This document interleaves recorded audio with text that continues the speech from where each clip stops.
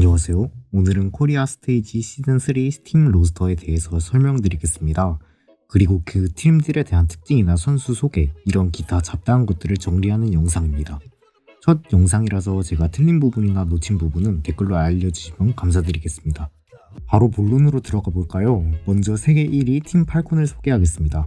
보통 한국의 1왕은 원래 크레이지 라쿤이 떠올랐지만 라쿤이 이번 사우디에서 열린 미드시즌 챔피언십에서 트위스티드 마인드에게 떨어지고 게다가 팔콘이 우승까지 거머쥐면서 현재 1위 팀으로 등극하게 되었습니다.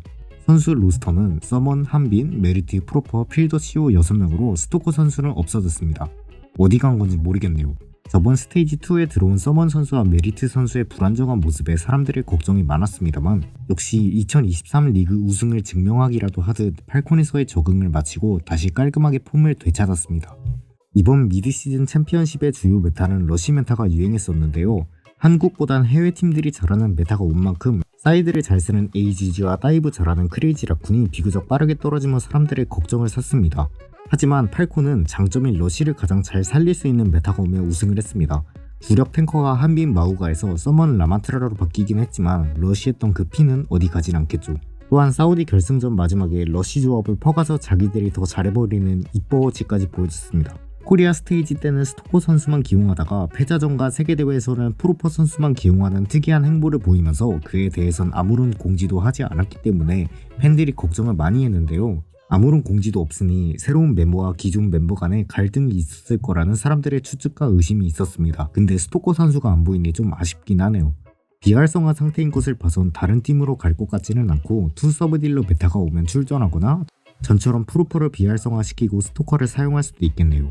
어쨌든 이번 스테이지 3에서 어떤 딜러 로스터 조합으로 출전이 될지 기대가 됐습니다만 일단은 스토커 선수가 없어졌기에 의미가 없겠네요.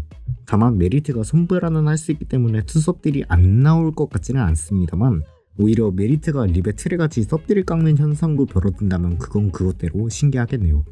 다음으로 크레이지 라쿤입니다. 기존의 6인 로스터 준빈 백스 립 희상 초롱 슈 선수의 서브 딜러 스핀트가 들어왔습니다. 비록 8강에서 아쉽게 떨어지긴 했지만 계속 하락세를 보일 팀은 아니라고 보입니다. 새로 들어온 스핀트 선수를 소개해보자면 스테이지2에서 포커페이스 서브 딜러로 활동하며 유망주로서의 가능성을 보여줬습니다. 특히 포커페이스 vs AGG와의 경기에서 트레이서로 정말 통나무 자체를 부숴버리는 모습까지 보여준 선수입니다. 아직은 신예 선수이기 때문에 폼이 어떻게 될지는 조금 더 지켜봐야 하지만 보여준 저력은 확실하게 있기 때문에 기대해도 좋겠네요. 뭔가 해준다라는 특유의 캐리롤 역할을 잘 수행하는 선수라고 생각합니다. 크레이지 라쿤에서의 영입 이유는 간단하게 투서브 딜러가 불가능하다는 특징 때문으로 이상합니다. 립 선수가 트레이서까지는 가능하지만 나머지 서브 딜러에 관해서는 아직 보여준 적이 없기 때문에 스핀트 선수를 영입해서 보다 유동적인 픽을 소화할 수 있을 것으로 보입니다. 영입까지 한 것으로 봐선 이번 스테이지 3의 시작은 투서브 딜러로 열 수도 있겠다는 생각이 드네요. 다만 나이프 선수가 잠깐 있다가 나갔던 적이 있기 때문에 스핀트 선수가 계속 남아서 크레이지 라쿤의 일원이 될지는 장기적으로 지켜봐야겠네요. 러쉬 메타보단 돌진 메타에 강한 팀인 만큼 메타가 조금 더 중요한 팀으로 보입니다. 현재 메타가 계속 유지된다면 약간은 불안정한 모습을 보일 수도 있겠네요. 러쉬도 잘 깎아워서 새로운 모습을 보여줄지 아니면 메타를 부수는 돌진을 보여줄지 아니면 멸망할지 지켜보는 게 포인트가 되겠네요. 또한 초롱슈 선수가 영웅폭이 타 팀에 비해선 유동적이지 못한 모습이기 때문에 이 점도 해결될지 귀추가 주목되겠습니다. 현재 메타에서 아나가 크게 좋은 편은 아니기 때문에 슈의 아나 밸류가 많이 죽을 수도 있겠네요. 준호를 둘 중 누가 다룰지 릴리아리와 브리는 계속 초롱 선수가 할지 경기 내에서 이런 픽을 보는 것도 중요한 포인트가 될 것 같습니다. 립 선수는 이번 스테이지가 마지막이라는 이야기가 있습니다. 가서 드론 조종으로 헤드 따고 다닐지 기대해봅시다. 네임밸류로는 세계 1위인 T1입니다. 로스터는 동학 프라우드, 제스트, 바이퍼, 스큐드, 비질란테 선수의 서브팀과 자스민 선수를 영입했습니다. 스테이지 1에서는 다소 아쉬운 모습이었지만 이번 사우디 세계대회에서 4위를 거머쥔 만큼 증명해낸 팀입니다.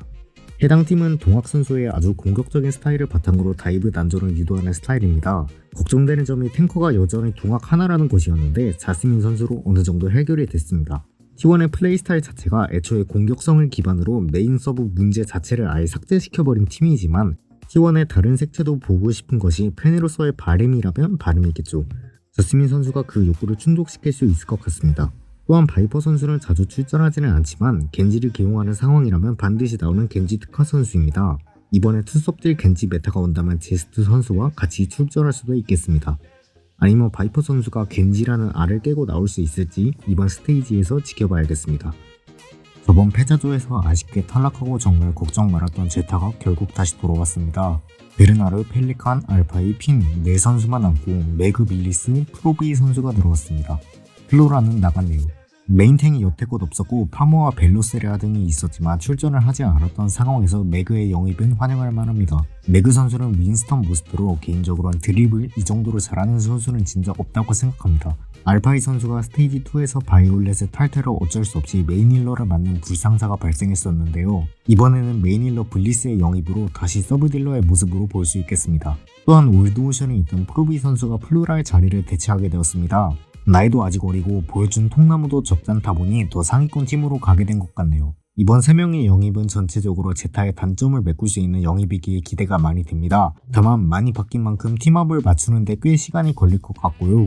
알파의 섭들 폼도 다시 끌어올리는데 시간이 들 수 있을 것도 같습니다. 돌진의 CR, 러쉬의 팔콘, 포킹의 제타라는 3대 팀 양상이 계속 유지될지도 지켜봅시다.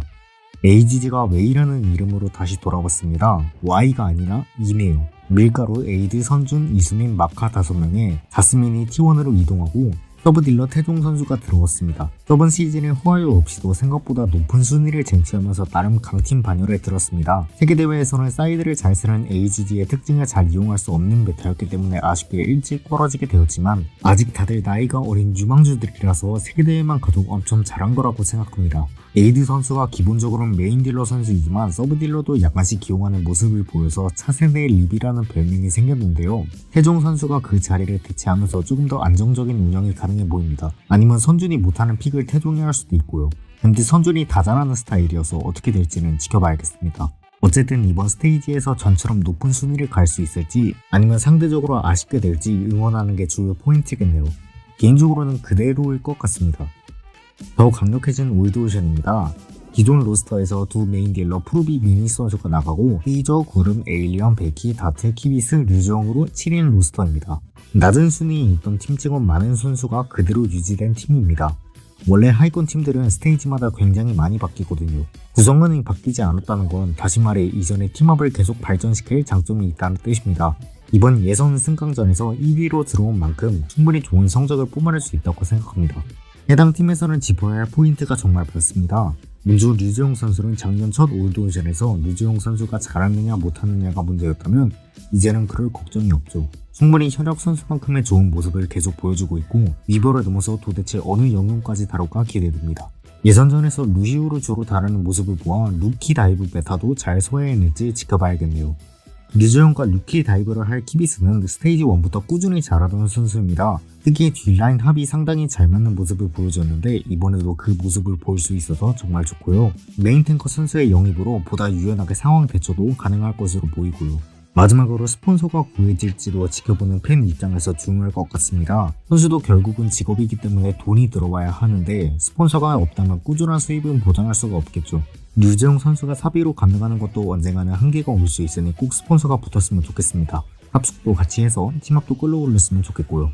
여기서부터는 하위권 팀이라서 적당히 소개만 해드리겠습니다. 온사이드 게이밍은 켈란, 어택, 킬로, 아도, 나이프, 오프너, 아이러니 로스터입니다. 오프너 나이프 선수를 제외하면 대체로 나이가 약간 있는 선수들이지만 아직 보여줄 여지는 있는 선수들로 구성되어 있습니다. 이런 경험이 노련함으로 이어질지 아니면 아쉬운 모습으로 이어질지 봐야겠습니다. 저번에 30살에 프로 데뷔한 어치브 선수가 안 보여서 좀 아쉽긴 하네요. 치즈버거는 파머, 승한, 재신, 아르곤, 도도, 페이스, 우찬 로스터입니다. 페이스 선수를 제외하면 모두 유망주입니다. 제타에서 몇 경기 출전 못해서 아쉬웠던 메인 탱커 파머 선수가 개인적으로 기대되네요. 미러 게이밍은 저도 정말 처음 보는 선수들이라서 제가 딱히 설명할 게 없습니다. 룰러, 도도시, 플러스, 에이전트, 케인, 유니버, MCD 로스터입니다. 작년 올드오션에 있던 룰러 선수는 기대만 받고 크게 보여준 적이 없었는데 출전도 많이 못해본 선수라서 이번 기회에 눈도장 많이 찍었으면 좋겠습니다. 케인도 경쟁전에서 프로지망으로 이름 좀 들어보긴 했었다고 하는데 제가 고티어가 아니라서 잘 모르겠네요. 마지막으로 제 나름대로 파워랭킹 대충 예상해봤습니다. 팔콘, 라쿤, T1은 솔직히 봐야 알 것 같고요. 제타가 단점을 보완하도록 많이 바뀌었기에 두고 볼 일이긴 합니다. 오히려 웨이가 섭탱이라는 경우의 수가 줄은 상황이라서 잘 모르겠네요. 웨이는 상위권 상대로도 이기고 하위권 상대로도 질 수 있는 신예 팀이라서 약간 매기가 조금 애매한 감이 있습니다. 올드오션 원사이드 치즈버거, 미러게이밍 하위 4개도 봐야 하는 일입니다. 다만 오션에 조금 더 저력이 있는 편이라고 생각하고 밑에 3개가 정말 모르겠습니다. 어쨌든 긴 영상 봐주셔서 감사드리고 지적 많이 해주세요. 다음 영상에 반영하겠습니다. 감사합니다.